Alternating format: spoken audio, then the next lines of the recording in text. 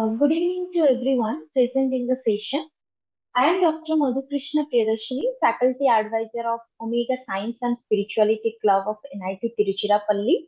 Share my immense pleasure to provide an introduction for today's event. Today we are truly blessed to have with us Acharya Prashant, who has graciously agreed for an interaction with NIT Trichy students and faculty. He has been kind enough to accept our invitation for the second time. We thank him for that. Thank you, sir. Acharya Prashant is a powerful voice of socio-spiritual awakening in today's world. He is an acclaimed Vedanta teacher and author of over 150 books, including multiple national best-selling titles like Karma and Vedanta. An alumnus of IIT Delhi, IIM Ahmedabad, and a former civil services officer, he is an exponent of pure Vedantic wisdom, a vocal warrior against superstition and inner weaknesses, a promulgator of pure spiritual veganism, a proponent of women's liberation, and an expounder of essential human freedom. With over 55 million followers across social media, Acharya Prashant is by far the highest followed wisdom teacher in the world. I now pass on the session to members of Prashant Advait Foundation and NIT Trichy to take the interaction forward. Over to you. Thank you, Madhukrishna ji, for the introduction. So, with your permission, we may start with the student questions. Sure. Question for today is from Nitish. Nitish, you may go ahead and ask your question. Pranam Acharya ji. Welcome, Nitish. Yeah. So, Acharya ji, I'm Nitish Kumar from final year chemical department, and I have been interacting last time also with you.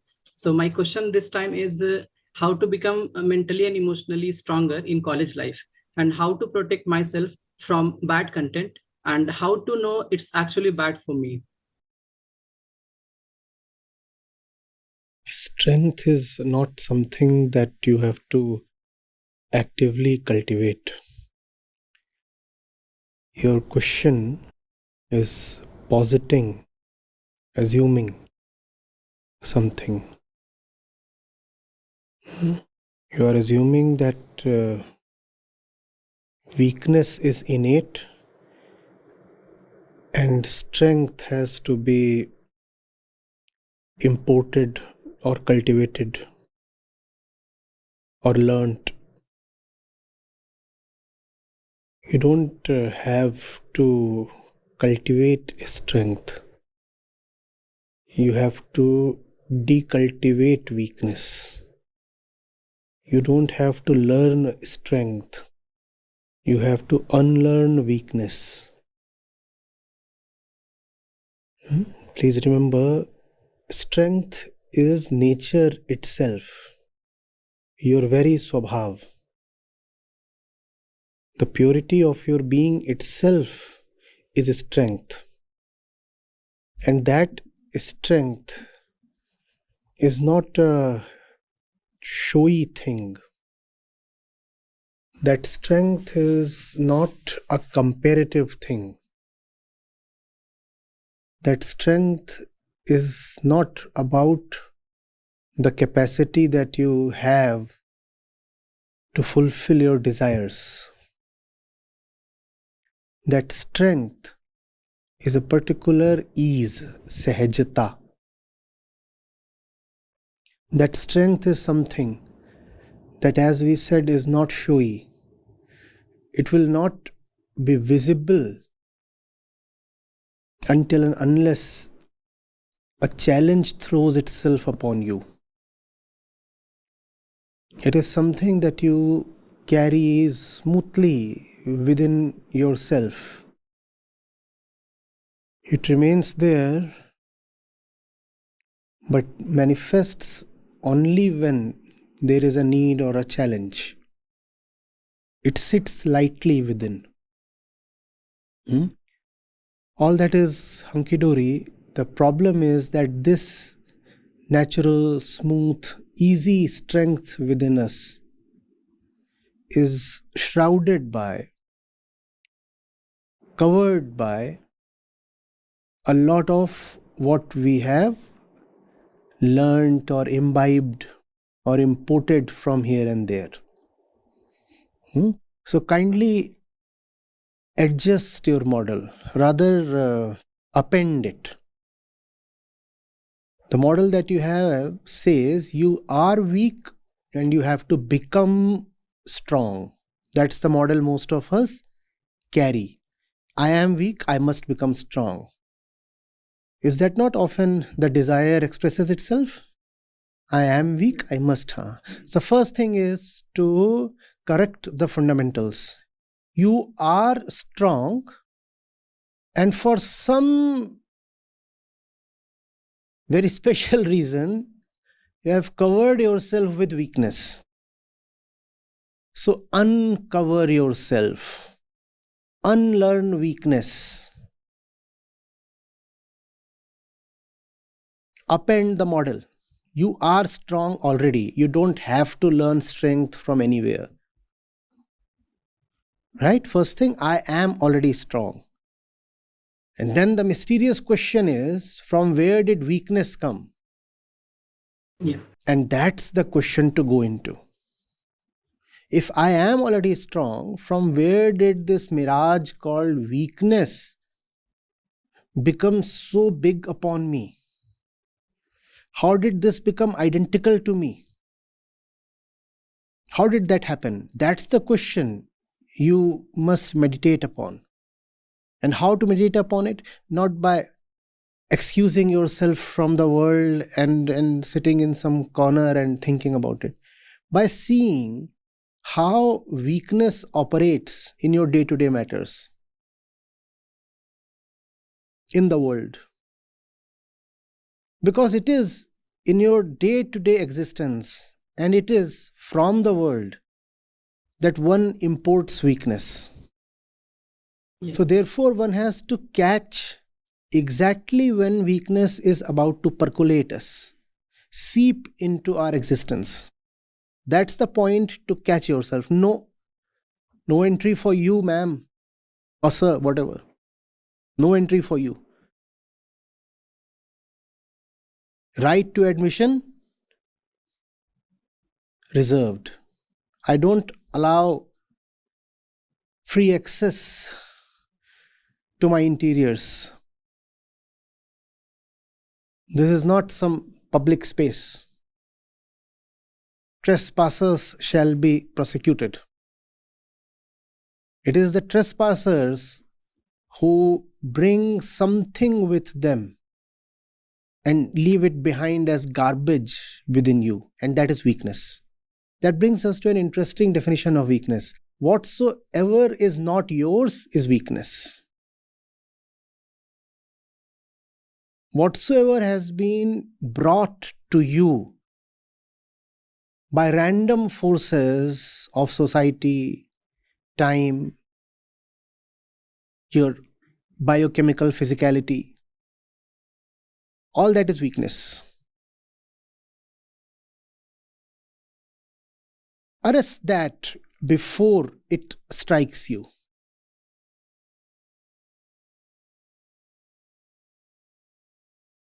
See how they make you believe in their lies. Don't be so gullible. And you are mastering in chemical engineering. It should be easier for you to see how they turn your entire existence into chemistry. They know what you are reactive towards.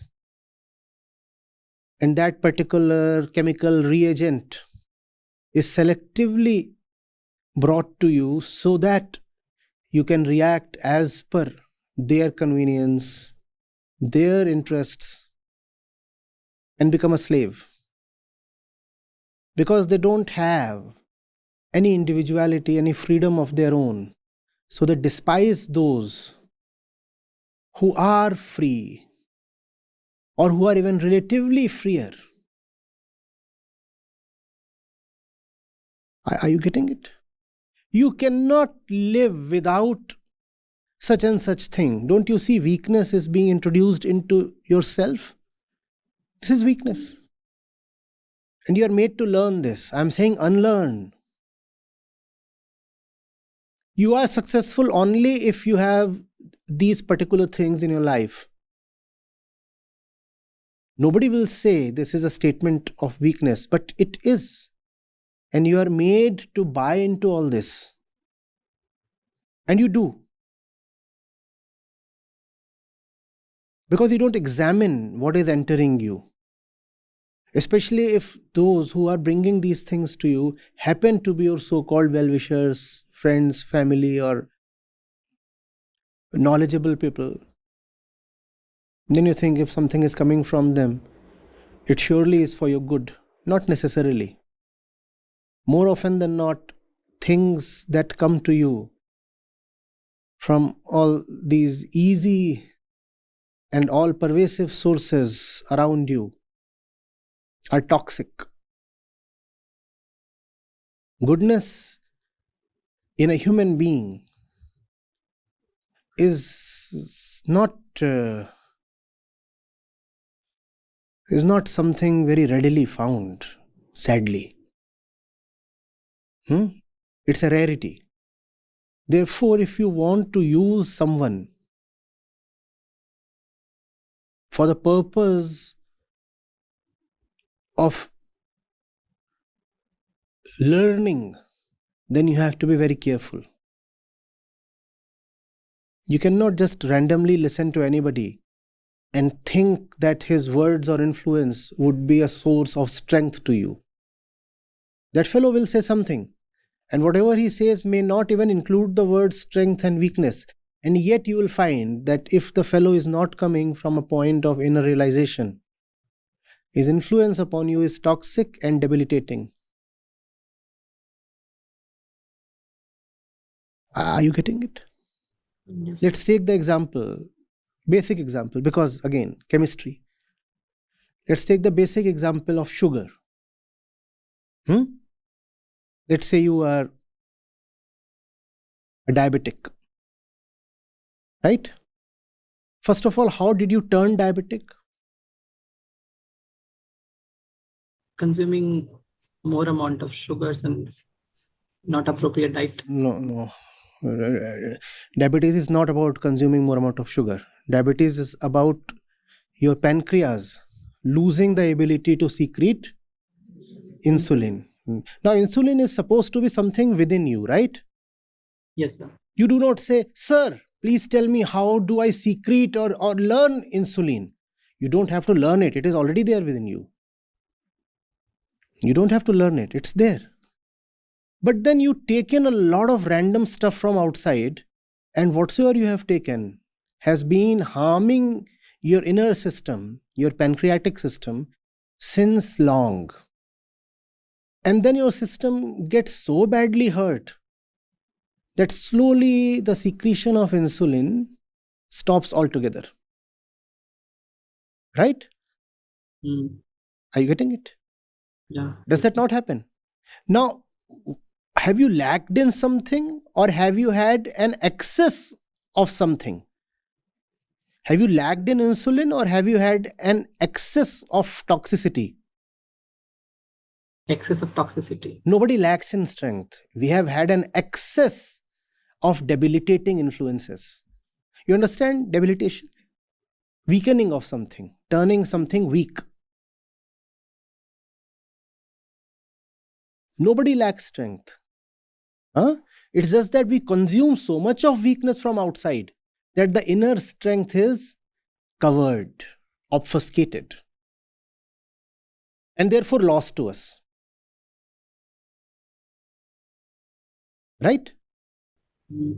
Now that your pancreas have become dysfunctional, what do? You look at the world outside and you can still continue to consume something random. What will that do to your body?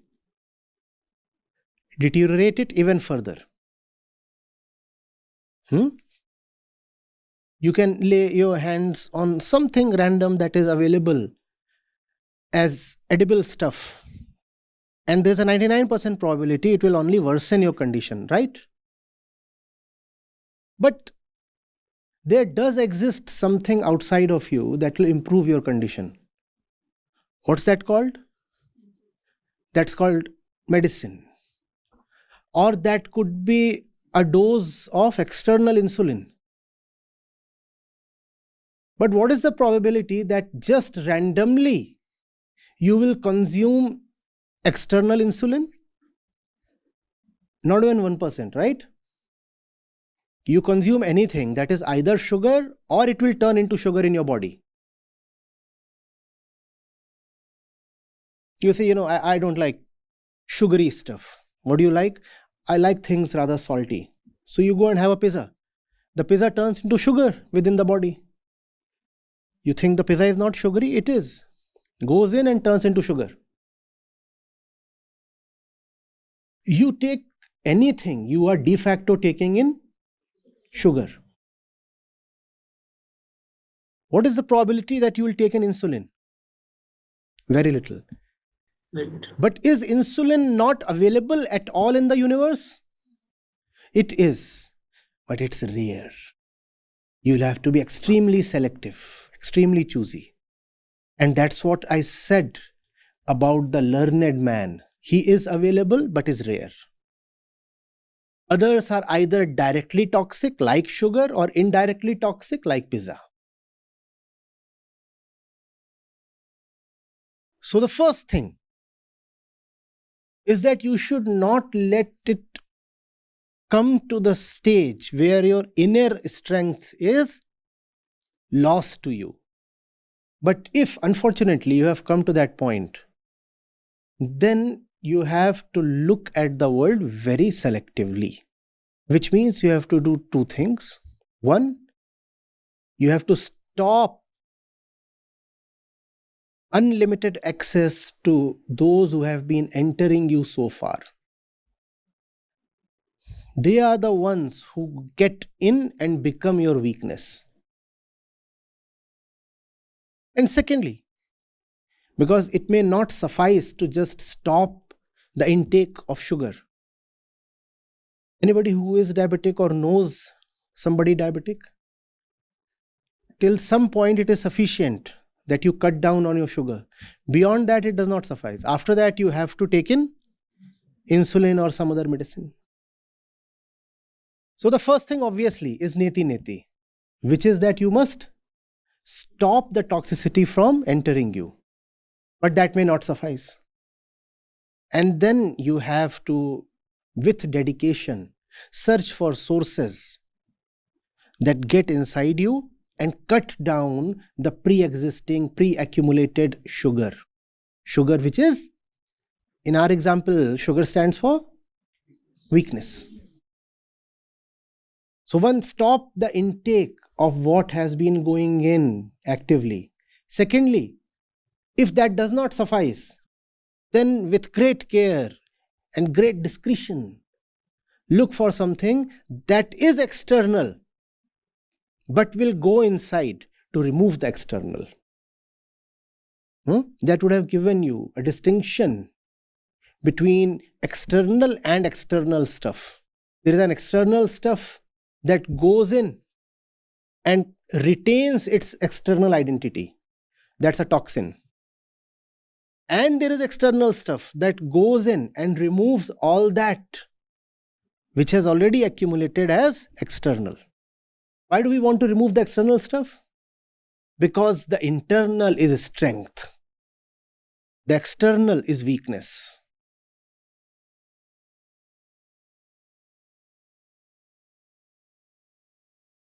It does not occur to us that way. We are not weak. We have been made to feel weak. Every bit of weakness that you feel or identify with is not yours at all. Those who have known, in a poetic way, they have exclaimed, "You are strength as a person. You are power personified." That's not me. That's coming from people who invested themselves all their life into investigation of existence. And they started with a disgust for weakness. They said, what is this weakness that we find so pervasive all around us? We don't like it. And to their delight, when they went very deeply into weakness, they discovered strength. They said, peel the layers of weakness off.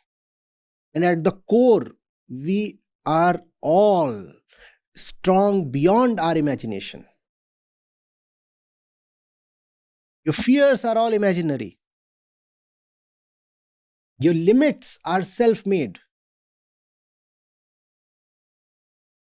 All that you find small or brittle or limited or fragile about you is just a concept, not reality. Can you find out where did you learn it from? That will do two things to you. One, you will know it is not innate. Innate means internal, original. It is not original from within you. It came from somewhere. Once you go into your weakness, you discover it came from somewhere. So first thing it tells you is, it's not mine, not innate. Second thing, you learn from where it came. So you can block the way now. The moment you learn where that weakness came into you from, you can block the route. It will no more enter you from there. Yes, the dose that you have already taken in will and does take some time to be cleared away. But at least the accumulation, the aggravation will stop. Are you getting it? Don't look for strength. Strength is not something so small that our little hands will look for it and clutch it and intake it. You cannot take strength in, but you can throw weakness out. Throw weakness out. Strength is not needed. You already have ample of it. Yes, sir. You already are strong. And the proof of that is when you listen to this, there is something in you that says, I don't feel like believing this, because the moment you accept this, you bring a lot of responsibility upon yourself, no? The moment you accept that you are actually very strong, you find a lot of responsibility coming your way, no? Who gives responsibilities to a weakling? If you are strong, what do you find coming your way? Loads and loads of responsibility. So you don't want to accept that you are strong, but still something that is beautiful, original, and already strong within you silently murmurs, yes, this is not wrong. This cannot be wrong. I am strong. I am strong. Discard people or situations or sources who, as tricksters, inject weakness into you. Often weakness is injected into you in the name of care or love. Don't let that happen. I'll not let you go out. It's already 8 p.m., you know, dead of the night. The roads are infested with wolves and jackals. I'll not let you go out. I love you so much. Kick this person the hardest way at his softest place. He's not a well-wisher, I tell you. Not a well-wisher. He's loading you with a sense of weakness. Care is an entirely different thing.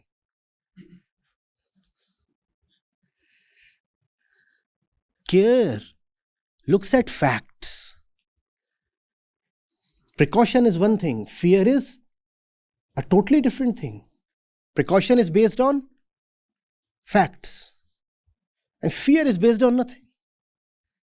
Fear is based just on an imaginary sense of an afraid self.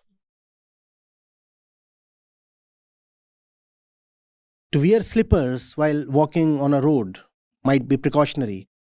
But to wear gumboots, there's a problem somewhere.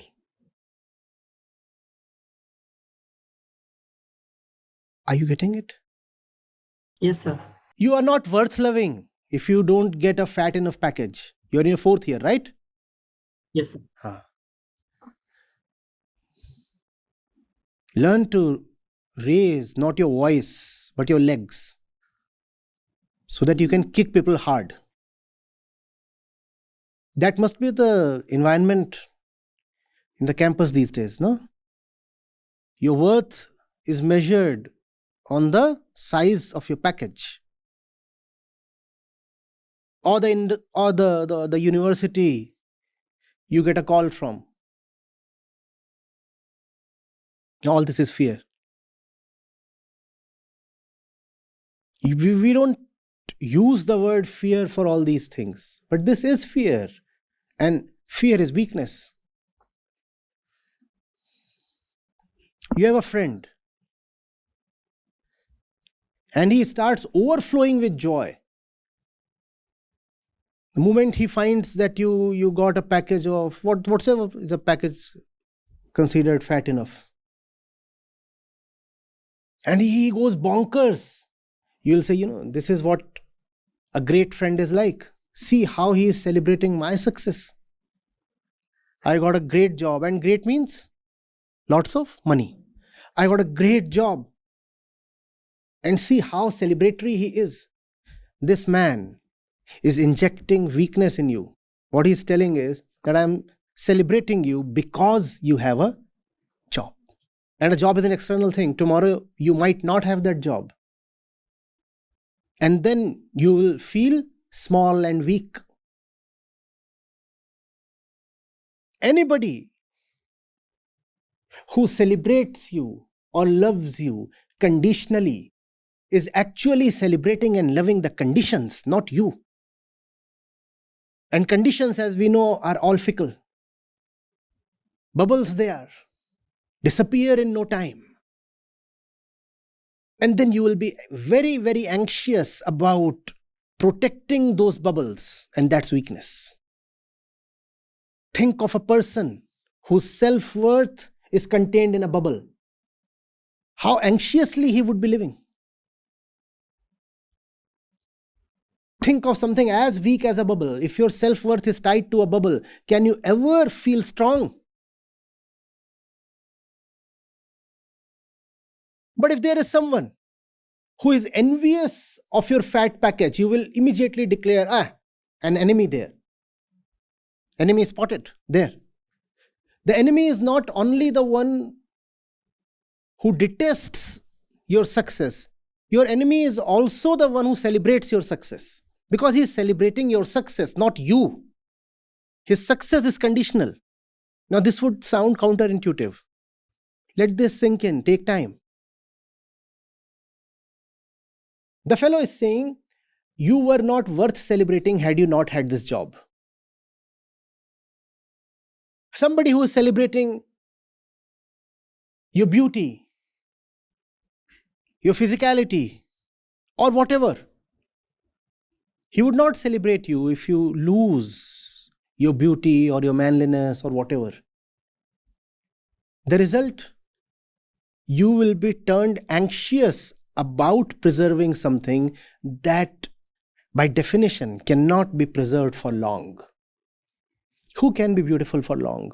By beautiful I mean attractive in a physical way, in the sense we are using here. But the fellow comes and says, so beautiful, and you feel delighted. No, it's not a thing of delight. It's a thing of concern. Tomorrow I'll not be equally beautiful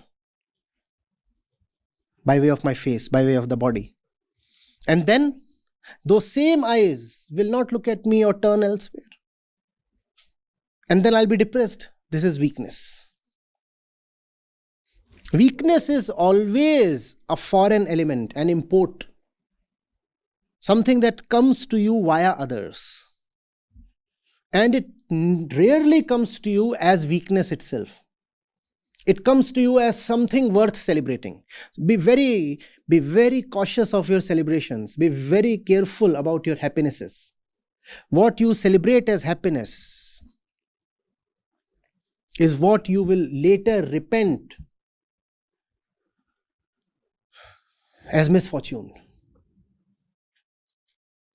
It is in your moments of happiness that you throw the door open to all kinds of pathogens. Does that not happen? When there is a function in the house, the main door remains open. Now anybody can enter. You don't even want to keep a watch.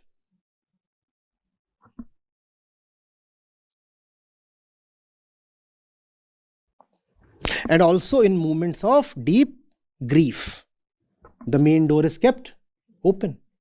Some really sad thing has happened in the house, the door remains open so that people can come in and express condolences.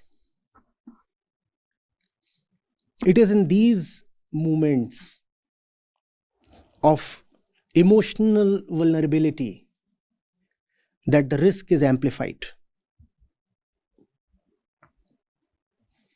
Some nonsense will enter you. In some name. Obviously, nonsense never declares itself to be nonsense.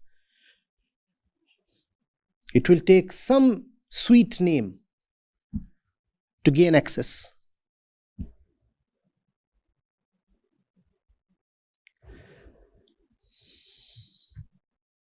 Are you getting it? Yes, sir.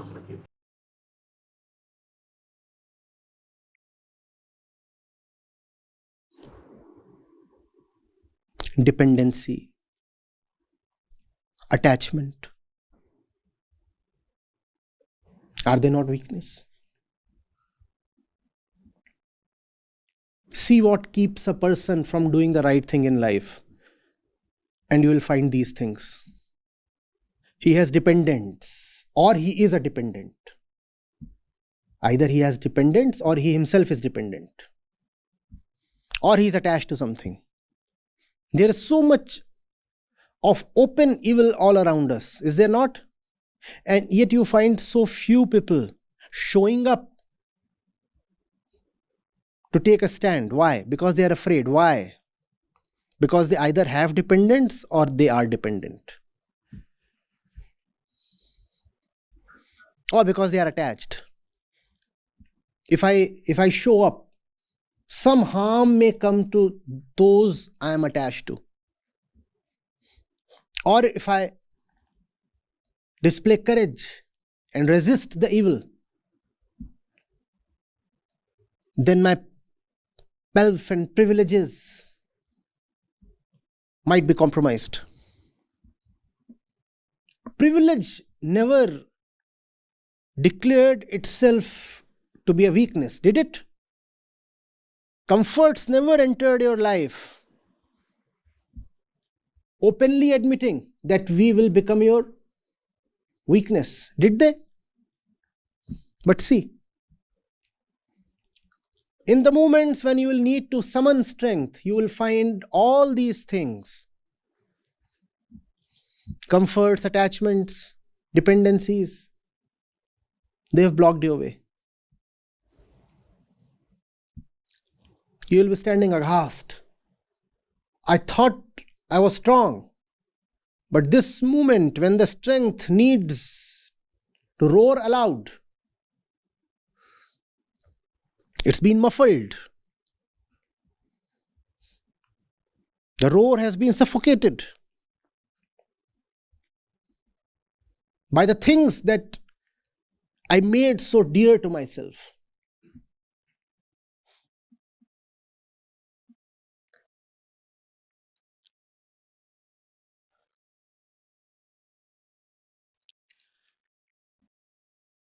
If a person is teaching new patterns to you, the person is not worth listening to. Whereas if the person is breaking your patterns, then the person is worth listening to. Two people come to you, both admonish you. One says you need to be admonished because you do not speak in a particular way, because you do not dress up in a particular way, because you don't know how to use the cutlery properly.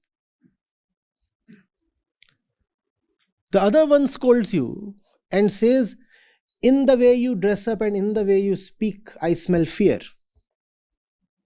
The first one must not be listened to. What he's saying is, if you learn a particular way of dressing and eating, then I will respect you. No, the way of dressing and eating that he is trying to teach you is just another pattern, right? You might be coming from a rural area and you have never used a knife or a fork or probably even a spoon. Happens. There's nothing insulting about it. We have been using our hands to eat. And I don't think there is anything particularly disgusting about it. What's so wrong with our hands? And someone comes and says, even rice you have to take with a fork.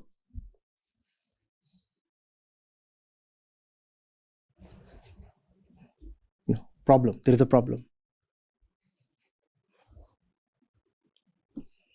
Your psyche has just been loaded with a complex. Its simplicity has been taken away.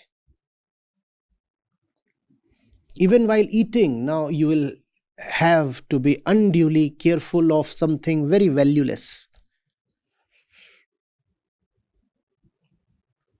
Do not listen. This person is not teaching you. He is just loading you with a particular concept of his choice. Mankind has not always eaten in one particular great, final and appropriate way. Different cultures, different times, different ways of eating. You sit on the floor and eat. There are places where you stand and eat. Even tables and chairs have varied. Someone says, no. Unless you do all these things, your life is not worth living. Do not listen to this person. And there is another one who is coming to scold you and he says, it's all right the accent that you carry. The problem is not your accent. The problem is the fear in your words. This person can be listened to. One person scolds you on your accent. The other one says, the accent is all right. We are all entitled to our particular nativity.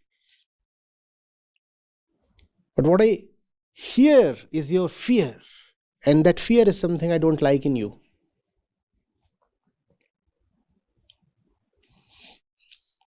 Even your accent probably comes from your fear. And that's why I don't like your accent.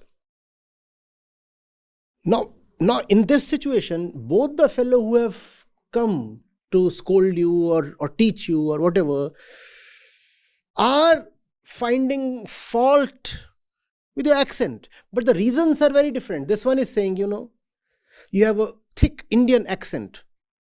You must anglicize it. I like the Irish one. Now this is one thing to say. The other one says, you are wearing this accent only because you are afraid, and therefore I don't like your accent. Now this is a totally different approach, is it not? The first approach will instill fear in you. The second approach makes you fearless.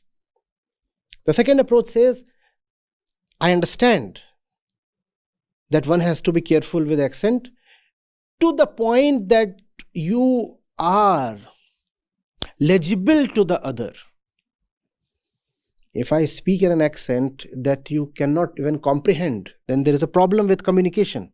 So to that extent, I'll take care of my accent. But beyond that, it's my content that matters, not my accent. Now, this is another approach altogether. You have to be very careful of what you are lending your ears to. See whether that thing is more of fear or freedom from fear? More often than not, it will be more of fear.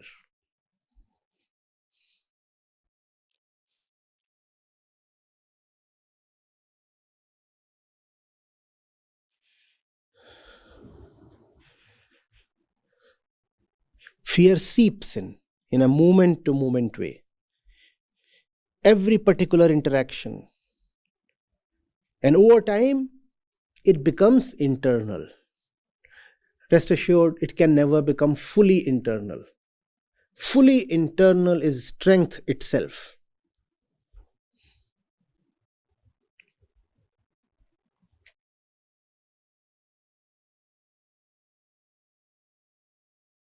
What is the way to awaken your strength? You cannot awaken your strength. Just challenge your fears. Ask them to show up. Say, let me just check how real you are. Come, let's play. Challenging your fears is the only way to awaken your strength.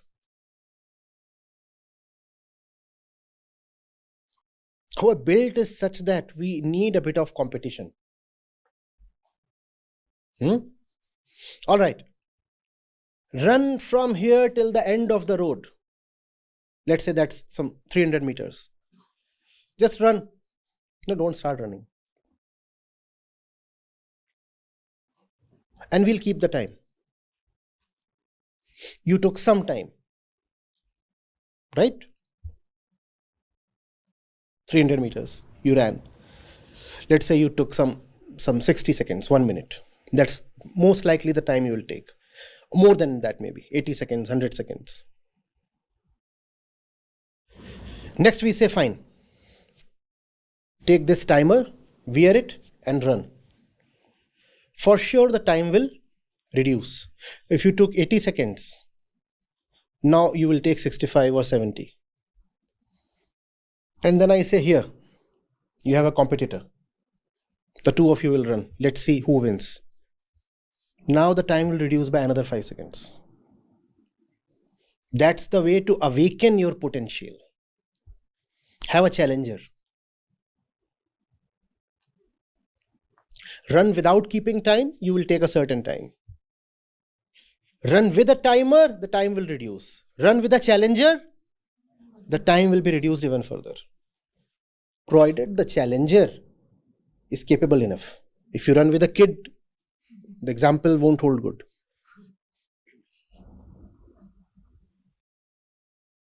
Challenge your fears.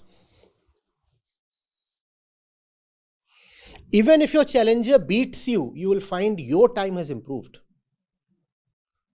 It's all right to be beaten by your fears, than to never challenge them at all. Even if you get beaten by your fears, your timing will improve.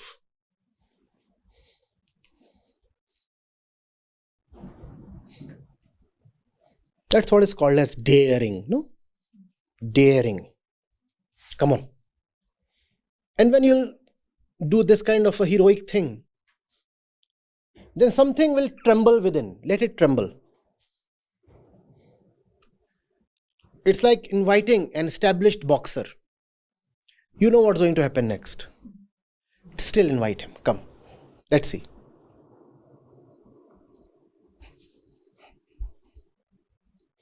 You will most probably get beaten, but you will improve. Remember, fears are external, strength is internal. The internal will always be more powerful than the external because the internal is internal.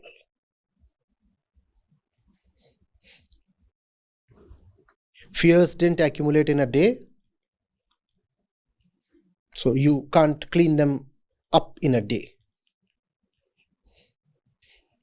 Start today. See what you are afraid of. Go and discover its source. The moment you will see or get a glimpse of the source those fears came to you from, you'll feel like challenging them.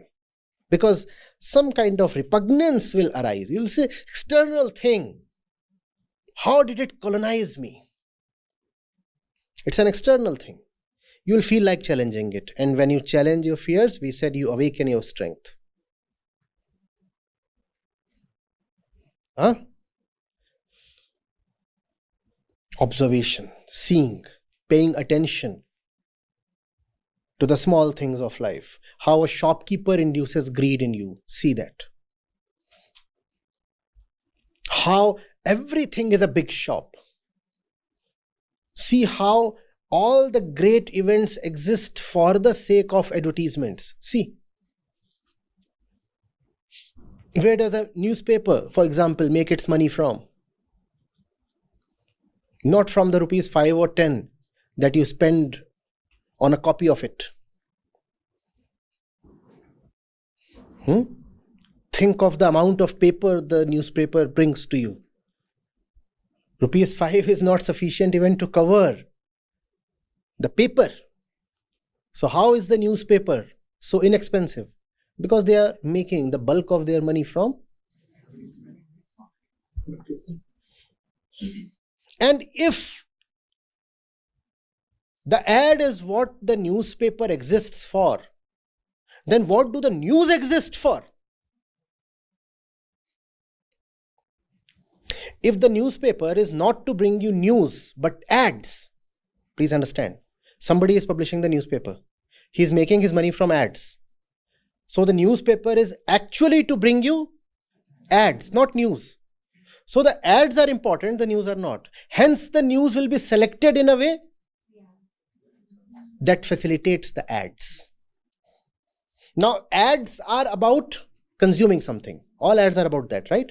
So the news will be put in a way, chosen in a way and presented in a way that turns you into more of a consumer. For example, if there is a big advertisement of a security company, half a page, then the upper half of the page must preferably have news that make you feel insecure. So the top half makes you feel insecure, that's news. The bottom half has an ad of a security company. That goes well, right? Yep. That's how weakness is introduced into you. And you must see that very carefully. When you read a newspaper, don't just read the newspaper. Look at the whole thing. How is it laid out? What's happening? Where it's making money from? That's why education is so important. That's why knowing a bit of economics is so important. If everybody is operating for the sake of profits, you must know the money trail.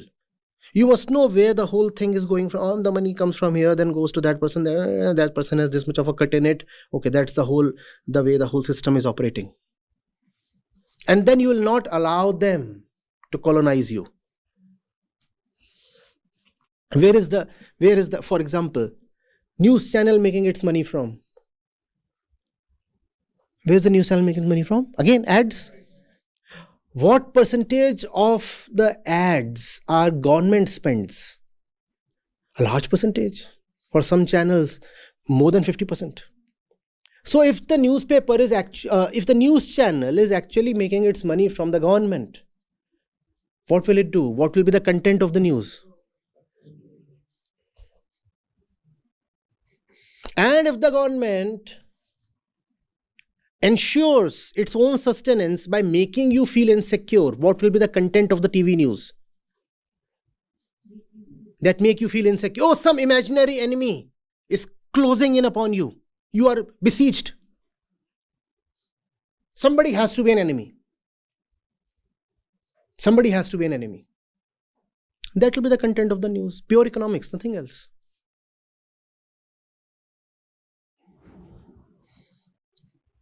They ensure their sustenance by making you feel weak. But you don't see that. Instead you say, how do I feel strong? But you are strong. Their own dirty self-interests are making you unnecessarily feel weak. You are not weak.